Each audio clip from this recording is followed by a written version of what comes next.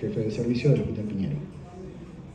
Bueno, gracias Ariel, gracias a ustedes por la presencia y a la organización de este congreso que ha permitido, sobre todo a aquellos que tenemos funciones más de organización de servicios, horarios que nos permitan venir, ¿no? Bueno, pensaba, no voy a hablar mucho de mi aldea, estoy del otro lado de Rivadavia, son hospitales muy parecidos. Los tres que estamos aquí compartimos las jefaturas de tres hospitales que tienen diferencias muy particulares, pero a su vez semejanzas.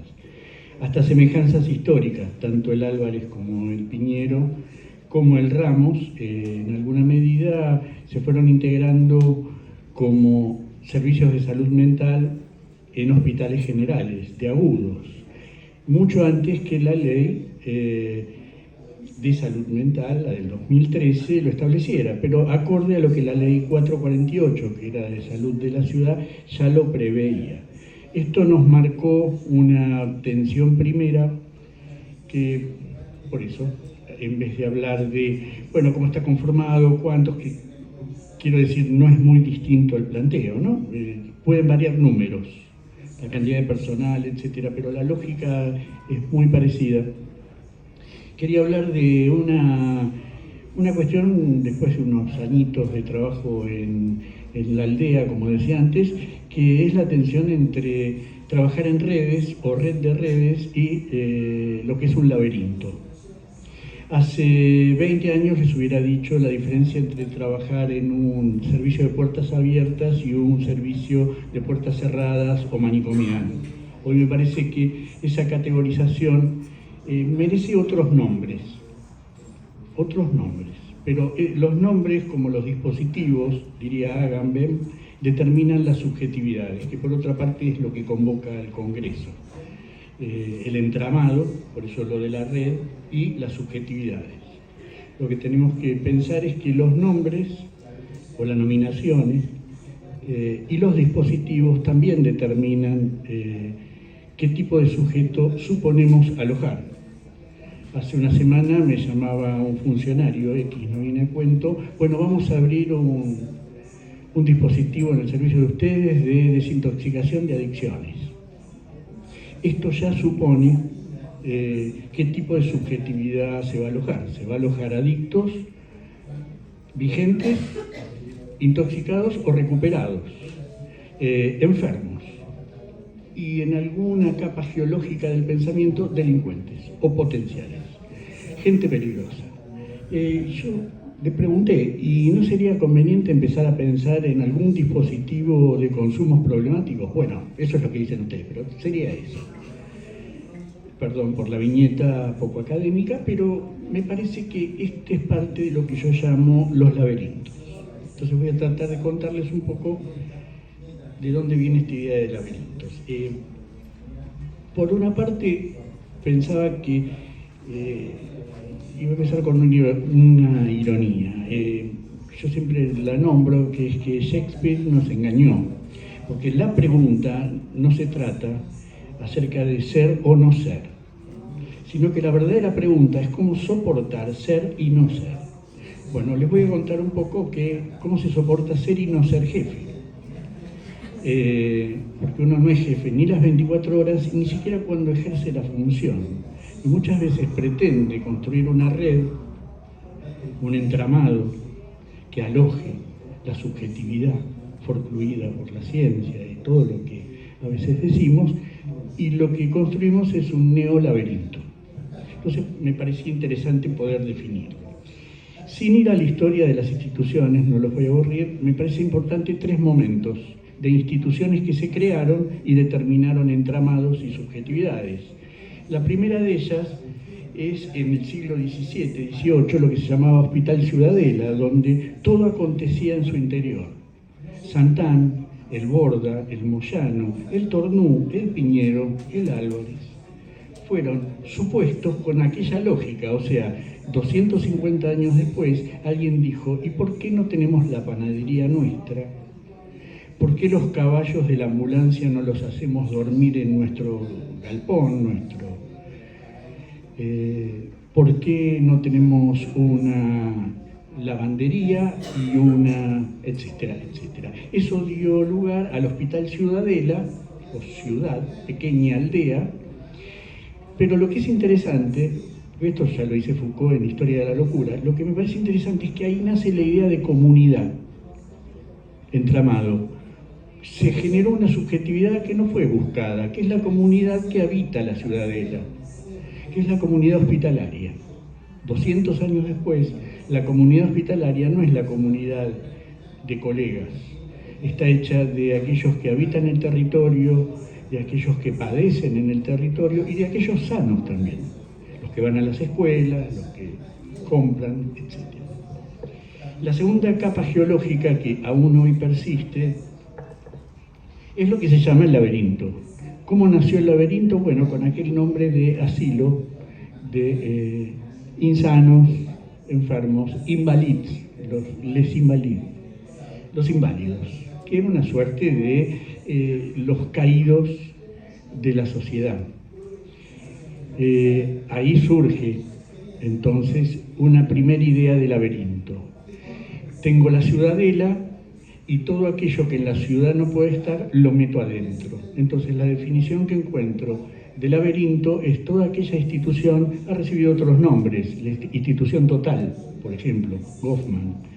Toda institución donde lo que acontece, acontece adentro. Es el uno adentro.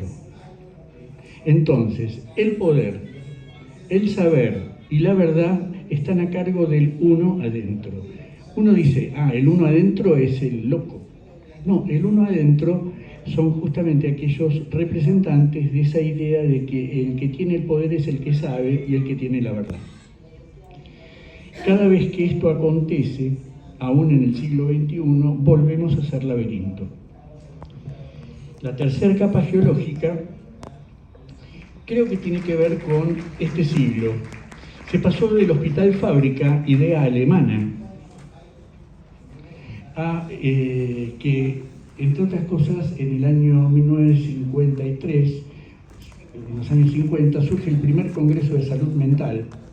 Y en el primer Congreso de Salud Mental surgió esta idea de que la salud mental debía velar para que no se repitieran los horrores de la Segunda Guerra que había concluido, que comenzó por recluir a la gente en una especie de campo fábrica y terminó en campos de concentración. Entonces por eso quedó la idea de que lo manicomial era concentracionario. No estoy afirmándolo, estoy contando nada más la historia de los entramados y las subjetividades. De esa fábrica, como el capitalismo avanza, ahora estamos asistiendo a una era, una época, y cuando digo ahora no me refiero hoy a la mañana, me refiero de los años 50 a hoy, en otro estadio nuevo del capitalismo que aún no tiene un nombre fijo. Ha recibido nombres como posmodernidad, como modernidad tardía, como era del cansancio, dice Byung-Chul Han. Bueno, por suerte estamos en esa época donde cada uno le pone el nombre que le parece, era atómica o nuclear, pero tiene algo en común. Además de ser una era que no tiene un nombre estable, atraviesa un estadio del capitalismo hiperdesarrollado y global, donde ha producido una nueva subjetividad, que es la de los consumidores. Esto viene a cuenta de que no es ajeno que el hospital, ese del que estamos hablando, se suponga ser gerenciado, término del management, al modo de una empresa. ¿Cuál es la lógica de esa subjetividad? Bien, que se administra en base a un síndrome, que yo lo llamo síndrome irónicamente, por favor. Ya bastantes nombres de patologías hemos generado. Hay 350 nombres para nombrar la psicosis en la psiquiatría. El síndrome es el síndrome de las 4E. ¿Cómo está compuesto? Bueno, por la eficacia, la idea de eficiencia, la idea de estadística al servicio de la economía. El problema es que si todas las actividades humanas atravesadas por esta idea de las 4E van a regirse y aplicarse, bueno, acontecen nuevos pensamientos, como por ejemplo la idea de una libertad total solamente marcada por la economía. El hospital empresa tiene sus mecanismos, humanos y no humanos. Estoy hablando ahora sí lo que acontece en la aldea. ¿Qué configura un hospital con la idea de empresa? Que los humanos pueden ser regidos bajo la idea del protocolo o el algoritmo, que es un objeto técnico que, como todo objeto técnico, no es ni bueno ni malo, se define por su uso. La droga también no es ni buena ni mala, no tiene conciencia moral, no quiere matar a la gente, es una sustancia, pero el objeto técnico se define por su uso, y en tanto esto es así, es una persona no humana. Comienza a preocuparnos algunos que tenemos la gestión de personas humanas, es decir, la jefatura. Jefatura es ordenar, orientar acciones dirigidas a alojar, en este caso, un objetivo, que es la salud. Y más precisamente la salud pública en este dispositivo. Bueno, esto pareciera una crítica velada a la idea de la economía y los costos que tiene la salud. Bueno, en cada uno de los ítems que voy mencionando, sería larguísimo, hay justamente tensiones dialécticas. Hay quien piensa lo económico en salud como un costo y hay quien piensa lo económico en salud como una inversión. Me enrolo en los segundos, pero ustedes no tienen la culpa, pueden pensar lo contrario. Mi idea es intercambiar. Lo que digo es, lo que no podemos desde las jefaturas, pero también desde la planta, porque uno es jefe, pero también es terapeuta y atiende, ¿no?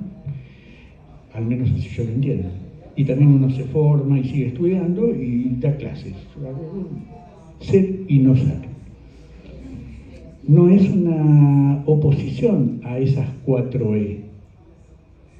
El tema es cómo vamos a leer la E de la economía.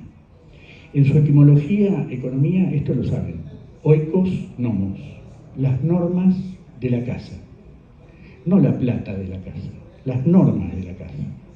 Cómo se regula la circulación, no solo de las personas no humanas, los bienes, los objetos técnicos, el celular de mi hijo y todas esas cosas. No, también cómo circulamos, cómo nos cuidamos, etc. O sea que hay un criterio económico que podría orientar nuestras acciones. Entonces, por un lado, proponer al hospital como una empresa que trabaja en red no me parece, no es la metáfora que prefiero, pero me parece válido porque hemos tenido experiencias del otro lado de Rivadavia, en el Piñero, pero creo que lo mismo, de manejar protocolos, los tenemos, manejar un pequeño economato, lo tenemos, manejar criterios económicos de eficiencia, cuánto se atiende por mes. De hecho, todos los jefes mensualmente tenemos que elevar la estadística. Sin embargo, hay un riesgo. El riesgo de la administración, solo desde un criterio empresarial, nos podría ocultar un problema, que es la administración, insisto, de redes humanas. La palabra red se presta a múltiples metáforas. Estamos en una época que la metáfora cibernética es con lo que uno primero asocia cuando hablamos en red de redes. No es la metáfora más acorde a cómo trabajamos, dado que si fueran solo protocolos y criterios, que también se oponen, o por lo menos a veces se tensionan, bueno, uno podría decir, lo nuestro es como una red cibernética, protocolos, agendas, 147, omnicanalidad, el chico del iPad y la geolocalización, y todos estos significantes nuevos, técnicos, podrían administrar una red cibernética. Pero una red de redes, como dice Bruno Latour, hay dos, estoy pensando en dos personas. Uno es Bruno Latour, que es un sociólogo antropólogo que fue aquel que empezó a pensar la idea de pensar adentro de la caja, afuera de la caja, las redes, la territorialidad, junto con Deleuze y Guattari. Y en nuestro territorio, Mario Rovere, que además de sanitarista es un lúcido para pensar el problema de las redes humanas. Lo que plantean estos autores de referencia es que decir redes humanas nos tranquiliza, pero decir redes humanas es intranquilizador porque no es estable, no existe, hay que hacerlo existir, es altamente inestable. Es vital, pero arrastra todos los problemas que arrastra el malestar humano y, por otro lado, el malestar en las culturas.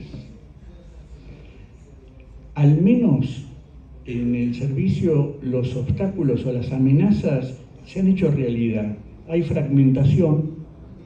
Trabajan entre el servicio, son unas 90, 100 personas, área programática, que son otras 90, y guardia, que son unas 30, 40, 250 personas esparcidas en un territorio de 350.000 habitantes, que generan múltiples nodos, hablando de red, desarticulados muchas veces, y el trabajo constante es tratar de generar articulación. Esta es una de las amenazas que se realiza, no es que es una amenaza que va a venir, todos los días enfrentamos problemas de desarticulación. El nombre técnico, referencia contra referencia. Paciente de centro de salud derivado a consultor externo, que no es atendido porque no pasó por el 147 y tiene que ir a la guardia, que no es atendido porque no es una emergencia, bla, bla, bla. Supongamos que logra ser atendido, todos los días acontece que ese paciente va a ser dado de alta y vuelve al centro de salud sin contrarreferencia. Es decir, este tipo de desarticulaciones, la fragmentación entonces, la desarticulación y algo que me preocupa, que es el anonimato. Todos los que trabajamos en niños orientados del psicoanálisis, cuando hay un encuentro, una jornada, una mesa, citamos un texto de Lacan que se llama 2 notas sobre el niño. Al menos yo soy de ese team, como dice. En el team lacaniano, si no citas 2 notas sobre el niño y la verdad de la primavera, no entras al club. Pero bueno, brevemente, atender en las redes, justamente, niños, el 52% de la población de esos 350.000 son menores de 18 años o personas mayores de 65, es decir, gente de alto nivel de vulnerabilidad. Hay 2 psiquiatras infantiles para 350.000 personas. En 2 notas sobre el niño, dice Lacan que lo preocupante, lo dice en otros términos, pero lo voy a ilustrar un poco, es justamente que en la pareja parental nadie encarne un deseo que no sea anónimo. A Lacan le encanta la denegación, lo voy a decir por la afirmativa. Se trata que un deseo anónimo agujerea simbólicamente al sujeto. Bien, el anonimato de ser manejados por protocolos, no voy a enumerar todos los significantes, por un administrativo que atiende un teléfono a la distancia de la aldea y le dice, bien, le toca el Piñero el lunes a las 9, o sea, el Piñero. Y ese paciente llega y espera, como siempre, media hora, 20 minutos, no se le niegan a nadie, entra y le dice al admisor, hace una semana de esto, no, bueno, me da cierto pudor tratarme con ustedes porque estaba una psicóloga y un psiquiatra. Sigue hablando y dice, no, porque en realidad, a ver, no entiendo bien, dice salud mental, pero yo tengo un problema de un absceso en útero. ¿Cómo llegó acá, señora? Bueno, me dijeron en 147 que Piñero... Sí. Bueno, ahí entramos la cañada y dijimos, bueno, el real biológico no es el real del psicoanálisis, pero bueno. A lo que voy es establecer, bueno, ahí se transforma una red anónima, fragmentada, etcétera, etcétera, en un laberinto. Los laberintos no es solo patrimonio de la cárcel y el manicomio, que por suerte los manicomios y por ley están o debían cerrarse. El problema son las prácticas laberínticas, y esto es una práctica laberíntica. Pelearse, lo decíamos recién en una charla previa, pelearse con la agenda de turnos o de encuentros, a mi criterio, nos deja más del lado de la psicosis que del lazo social. Yo no me peleo con el Google Calendar, pero sí me puedo pelear con quién con qué criterio se va a manejar el Google Calendar, o el Sigeos, o lo que fuese. Uno no se puede pelear con un chico que anda con un iPad en un mesón y dice, no, mire, salud mental es en el primer piso, pero usted vaya, y le dice, pero vaya enfrente, y lo manda a sala de internación. Entonces, la pelea no es ahí. La pelea es en la administración de los recursos humanos y no humanos. Voy a ir redondeando, así dejo al amigo Panelo. Tenía 7 cosas optimistas, diría, de cómo algunas ideas para salir de la caverna o de la caja. ¿Para qué? Porque así como lo manicomial o laberíntico es el uno adentro, la red es siempre el uno afuera. Por eso es bueno las supervisiones. Pero imagínense si el único supervisor clínico del servicio donde trabajen o de la institución donde trabajen fuera el jefe, ¿no? Hay una ecuación Foucaultiana, poder, saber, verdad. En general, el poder y el saber no siempre son encarnados por la misma persona. El problema es cuando el poder, o el que gestiona, cree que tiene el saber todo el tiempo. Puede ser que se dé en un momento, pero hay contingencias. 4 o 5 propuestas. Decía, no pelearse con el Google Calendar, o sea, no pelearse con la agenda de turnos, pero sí pelear, y en ese sentido creo que la salud mental siempre está atravesada por la política, pero no la política partidaria, la política de la acción, del acto. Es responsabilidad nuestra no pelear con el Google Calendar, llegar hasta las más altas funciones públicas y hacer oír nuestros criterios. Lo segundo es que no se trata de convencer a los agentes de los beneficios de tal o cual objeto técnico, sino que se trata de que nos impliquemos y además contar con, esto es raro, con funcionarios que puedan escuchar. Es raro. Hay una teoría que de los laberintos, la repite, no sé, desde que yo soy chico, de Neustadt para acá se le escuché decir a cualquier ganso que se cruce. El laberinto se sale por arriba. ¿Le escucharon? Bueno, bien.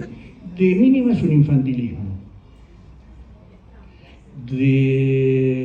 Después podemos pensar si no hay un toque, un rasgo de perversión en suponer que es posible salir por arriba cuando uno está encerrado en una estructura o hay necesidad.